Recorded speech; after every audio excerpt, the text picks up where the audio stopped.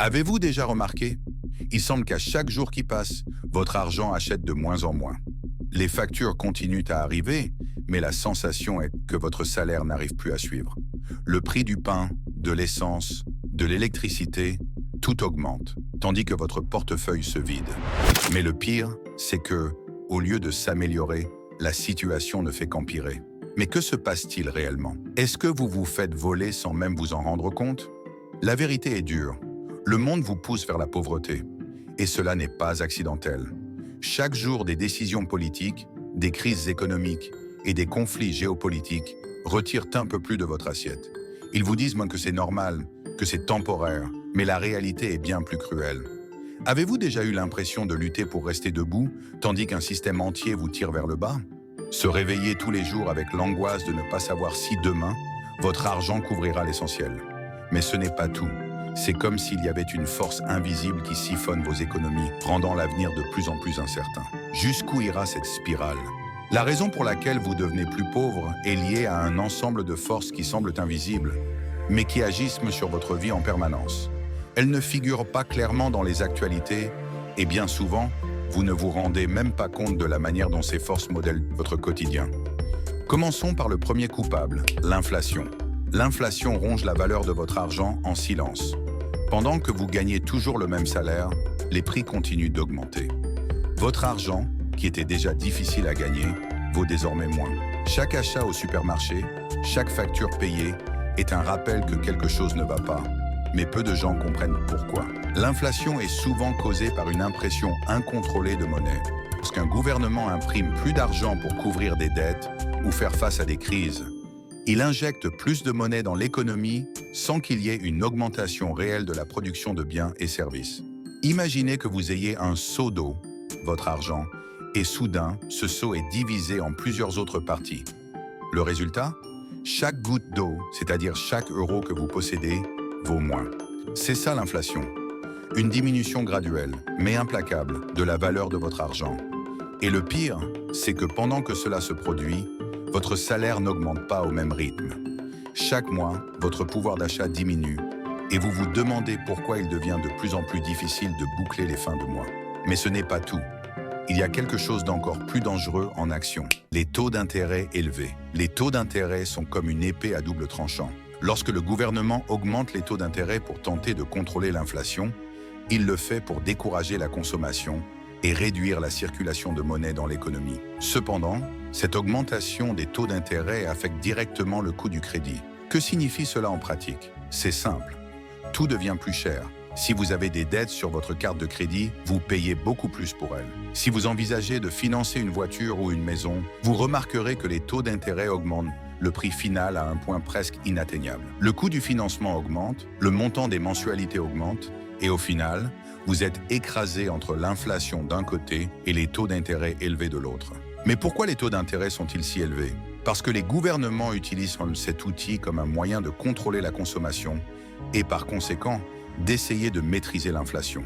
Cependant, c'est un jeu risqué, car en même temps qu'ils freinent l'inflation, ils finissent par ralentir l'économie, réduisant les investissements et rendant le crédit plus cher et inaccessible.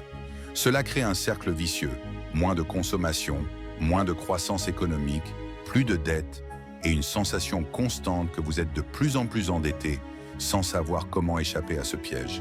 Et pendant que tout cela se passe à l'intérieur du pays, un autre facteur agit comme une bombe à retardement, la géopolitique mondiale. Les conflits internationaux, les guerres, les sanctions économiques et les instabilités politiques entre les grandes puissances affectent directement votre vie, même si vous ne vous en rendez pas compte. L'un des effets les plus directs est l'augmentation du prix des matières premières, comme le pétrole et les aliments. Lorsqu'il y a une guerre dans un pays lointain, elle peut sembler insignifiante pour votre quotidien.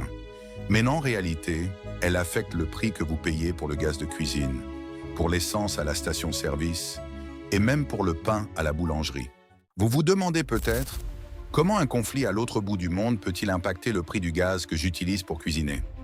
La réponse est simple mais douloureuse. Nous vivons dans un monde globalisé.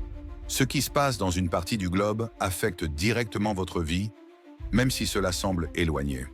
Lorsque le prix du baril de pétrole augmente en raison d'une guerre au Moyen-Orient, ou de sanctions économiques imposées aux pays producteurs, l'effet est ressenti dans votre ville, dans votre quartier. Tout est interconnecté. Les carburants deviennent plus chers, le transport des aliments également, et cela se reflète dans le prix des produits que vous achetez au supermarché. Ce qui semblait autrefois être un conflit lointain pèse maintenant directement sur votre porte-monnaie. En outre, la pénurie de certaines ressources et la difficulté d'accès à celles-ci ne font qu'intensifier cette réalité. La guerre en Ukraine, par exemple, a eu un impact dévastateur sur l'approvisionnement mondial en blé et en énergie. Qu'est-ce que cela signifie pour vous? Simple, moins d'offres de céréales, augmentation des coûts de production des aliments. Et encore une fois, qui paie pour cette hausse des prix? Vous. À chaque montée des tensions mondiales, à chaque nouvelle crise, à chaque conflit entre grandes puissances, l'effet est le même.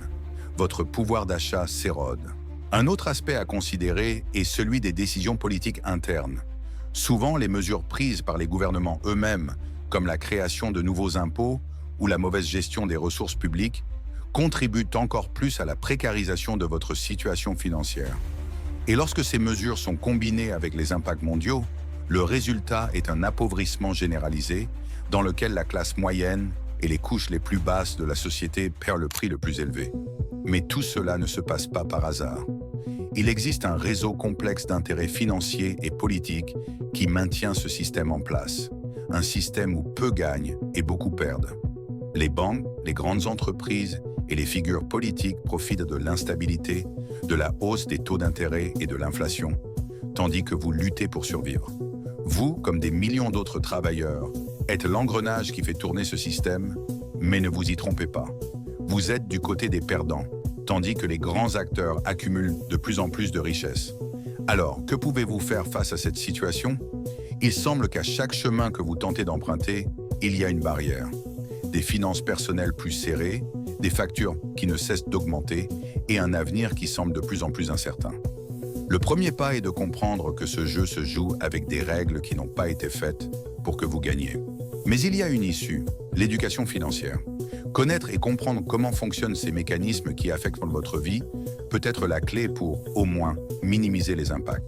Diversifiez vos sources de revenus, apprenez à investir, comprenez comment protéger votre argent en temps de crise sont des compétences essentielles pour survivre dans ce champ de bataille économique. Maintenant que vous comprenez pourquoi vous devenez plus pauvre, la question la plus importante est « Que pouvez-vous y faire ?» La première réponse peut sembler frustrante.